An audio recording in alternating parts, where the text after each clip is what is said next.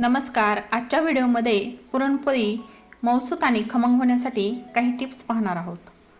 त्यामुळे व्हिडिओ शेवटपर्यंत नक्की पहा आणि टिप्स आवडल्यास पुढे शेअर करा, सबस्क्राईब करा. तर पुरणपोळी मऊसूत आणि खमंग होण्यासाठी सर्वप्रथम म्हणजे कणिक मऊ भिजवा. गव्हाचे पीठ आणि थोडा मैदा वापरून कोमट पाण्याने कणिक भिजवा. त्यात 2-3 चमचे तेल घातल्यास पोळी मऊ होते. कणकेला पुरेशी विश्रांती द्या.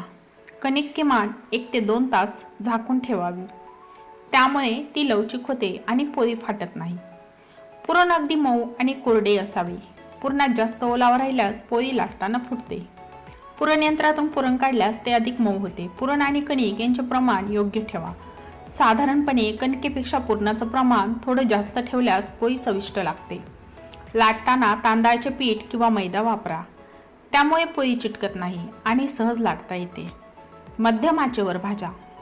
खूप जास्त आचेवर भाजल्यास पोळी कडक होते. भाजून झाल्यावर तूप लावा. गरम पोळीवर तूप लावल्याने ती बराच वेळ मऊ राहते.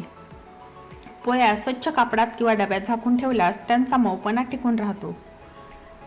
तर आजच्या टिप्स बरोबर एक आजीची खास टिप्स म्हणजे कणिक भिजवताना त्यात 1 चमचा कोमट दूध घातल्यास पुरणपोळी अधिक मऊ आणि लुसलुशीत होते. तर काय मैत्रिणींनो, तुम्हाला या पुरणपोळी बनवण्याची टिप्स आवडल्या असतील तर पुढे फॉलो करा, शेअर करा. धन्यवाद.